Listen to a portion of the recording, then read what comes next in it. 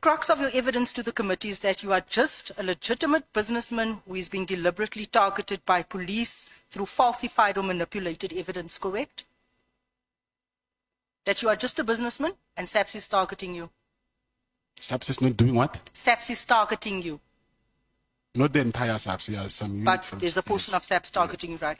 You said earlier on that you are not and have never been associated with any drug trafficking network or organized crime syndicates. So, to be clear, your evidence is that you want us to believe that you are not a gangster, right? That you are not a member of any drug cartel and play no role in any criminal syndicate or organized crime structure. Is that what you want us to believe here today? It's what I'm telling you. For you to believe that's something else, but that's what I'm telling you. Okay, very well. Now let me test the credibility of that denial, right?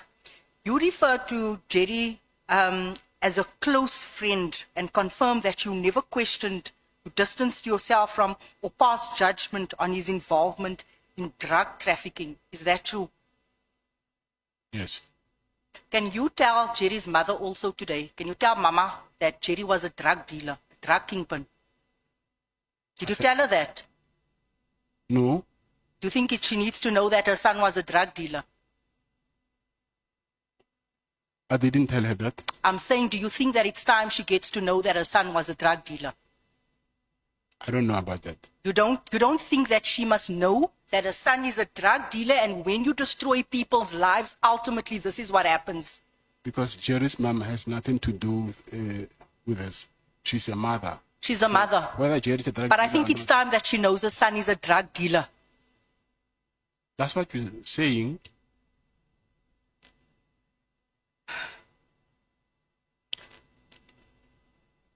Do you know someone by the name of Ishmael Nangi? Yes, I do. Were you involved in a business relationship with Ishmael Nangi? No. You weren't? Yes. Weren't involved? Business? Yes. Any dealings? Do you have any dealings with him? No, I don't. You don't. Were you present at the meeting with Ishmael and Jerry on the night that he went missing? No, I was not. You weren't present at the meeting. The night Jerry went missing, you didn't meet with him. No, I didn't. You didn't meet? No. Would this not be the reason why they think you've got something to do with his kidnapping? No, I didn't meet him that day. It was on Monday, I remember. Sunday, that Monday, he called me actually telling me that he was in the club on Sunday. So I was talking to Jerry on the phone, and we never met. But you never met with Ishmael and Jerry? No. Never? No. What would be your response if I put it to you that the allegation that you and General Sibia were allegedly involved in the sale of illegal drugs from stolen forensic laboratory to the value of 40 million rand, which was given to Jerry to sell, and that Jerry in fact owed money to you and Sibia and Nagy, and that was the reason for meeting him on the night of his disappearance? Like I'm saying to you, that Jerry owed you guys money. It was a drug deal gone horribly wrong. that is not true. Not true. Yes. I highly doubt that the truth of your answers, Mr. Matlala, but let's move on, right? Because you've had nothing to do with his disappearance. Yes. Because earlier on, Mr. Malema said that his family thinks that you are involved. And now I put it to you that there was 40 million rand worth of drugs sold, stolen from forensics that embroiled, alleged yourself and General Sibia. But you have nothing to do with that. That's my first time hearing that from you, actually. Would you accept that as a general principle, bribing powerful public officials is a fundamental ingredient of organized crime networks? Bribing people is the ingredient needed for networks. Yes, I agree. Thank you. Besides the 500,000 that you bribed former Minister Becky Cele, have you ever given money, gifts or financial assistance to any senior SAPS members? Besides that 500, have you ever given anyone, because we need to track the money? Have you ever given money to anyone, paid for anything in SAPS? Think very nicely. Not that I can think of. Not that you can think of. Let me try and refresh your memory. Have you ever personally paid for cosmetic procedures, namely a BBL, a Brazilian butt lift, right? For a senior member within South African Police Service? No. You've never paid? No. Okay. In that recording that you denied here all day, you are heard saying that you left 200,000 in a bin for General Sibiya's office. You deny that is you on the recording, because you said that's not your voice. Your voice has been tampered with. Yes, it's not my voice. It's not your voice, so you didn't leave 200,000 for No, Sibiya. no. Jy en Sibiya het niks te doen vandag nie. How do you know General Richard Shibiri? I know him through a friend. Through a friend, very close friend of Sibiya as well, right? I think they are colleagues, not Yeah, friends. they colleagues. Amal, same mengelmoes. In the same recording, you say that you paid this general 80,000 rand in cash. That same recording that you're singing that you gave the 200,000, 80,000 to this member. Like I'm saying, that recording is fake. It's fake. Yes. So you didn't pay for this. This 80,000 was for the fact that he was promoted from a brigadier and he was promoted to crime intelligence, and you paid for the celebrations. You didn't do that. No, I borrowed him money and he paid You me back. borrowed him money, the Yes. money for the party to Yes. celebrate his promotion. But he paid me But back. you just said just now that you never gave money. So you know a lot of friends, you have a lot of friends in SAPS. He borrowed me money. He borrowed money from me and he paid back. In the very same recording, you reference amount of 500,000. Here we don't have a name being paid to a crime intelligence official. Do you also deny this? That I paid 500,000 to who? Crime intelligence official. In No. the same recording that played, all this money, trailing of monies that you've paid to people in SAPS. Unfortunately- Not you, not your voice. No, no. Okay. Do you understand that the common thread in the evidence before this committee is that you were corruptly bankrolling and influencing senior police officials? Whether you deny it or not, you have admitted to bribery of a former police minister. So why on earth should we believe you that you didn't bribe any other officials? I'm not saying I want you to believe me. I'm telling you what I know. So whether you believe me or not, that is something else. Why would a person who presents himself exclusively as a businessman be routinely providing large cash payments to senior police officials, including claims of leaving money in bins, paying for medical procedures, funding of officials within crime intelligence? Why would you be doing all of this? I've never You got done your that. firearms back. Why do you pay? You have a history of paying people in SAPS. But the Like information, you captured SAPS. but the information you have is wrong. I've never And left. people are always borrowing money from you. It's always in SAPS. Can I answer? Are you You finished? may. I'm saying I never left any money in the bin.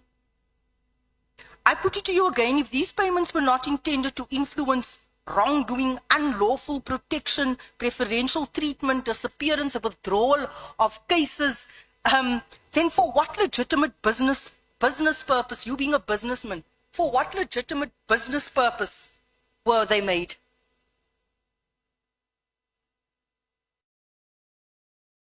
You presented yourself as a businessman. All these transactions, what business value did it have in it for you? Business value meaning giving Mr. Taylor money. Yeah, and everyone else who's That was not a business transaction. not a business transaction. Yes.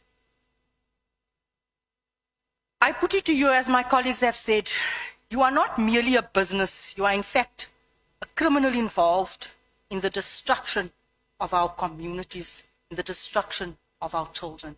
I also put it to you that you tried to avoid appearing before this committee. I also went and I got the records of your consultation with your lawyers. You were actually privileged to have been with them almost every day.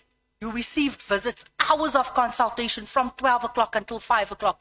Yet your lawyers wrote this committee a letter saying that you weren't given ample time and you weren't given privacy. And when I check the records, it shows that you were given ample time. In fact, you were favored. In fact, you actually have your family. I'm not sure if your wife is your legal consultant, part of the team. You have your wife here every day with you in the consultation room. This department has gone beyond the call of duty to accommodate you, and yet your lawyers could send this committee threatening messages saying that they're going to take us to court. Is that right?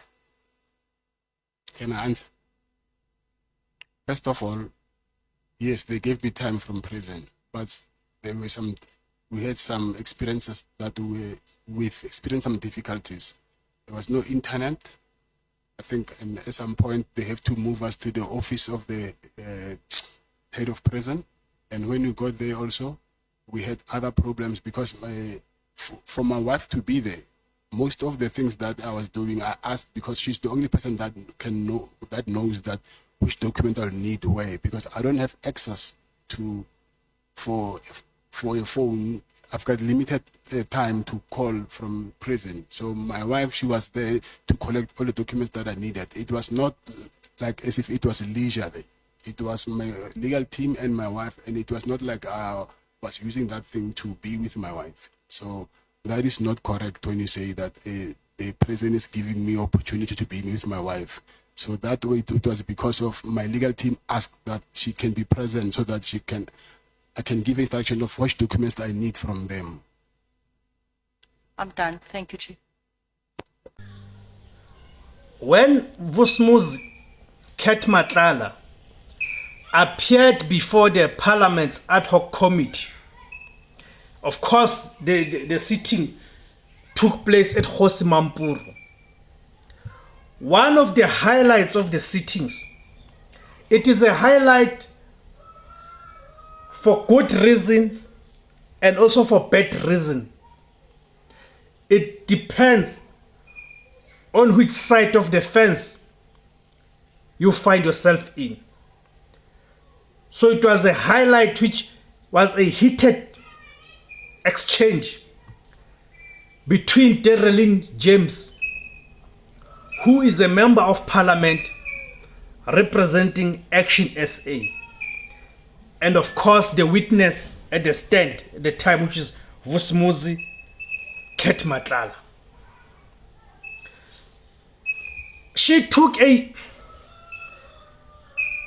different approach in terms of questioning, which was a very combative, loud and shouting approach when questioning Vusi Matlala. And of course, Vusi Matlala did not take kindly to the shouting, where he even asked the question that, is there a need for you to raise your voice towards me? Or even said, I'm not a child. Why are you shouting at me? I want to get your views, guys. Do you think that the approach by Dareleen James was appropriate? Was it a smart approach in terms of extracting answers and information from Vusi Matlala? Okay? Or was it just a case of her playing to the gallery, wanting to appear radical? Because people who have sat in these forums and all of that, they will know that that type of an approach can cause the witness to withdraw in terms of interaction, whereby now the witness might become hostile and militant, and therefore in the process you're not going to get much out of the witness because of the hostilities and all of that. Then you juxtapose that approach, her approach, to the approach that was taken by Thulani Shongo from the Umkhonto weSizwe Party, who took a softer approach but was still able to extract much information from Matlala and all of that. I want to get your views on the issue, guys. Thank you guys for tuning in. My name is Debos Khosana. The name of the platform is IZWI LABANSUNDU, the voice for Africans. Kamakuma Africa.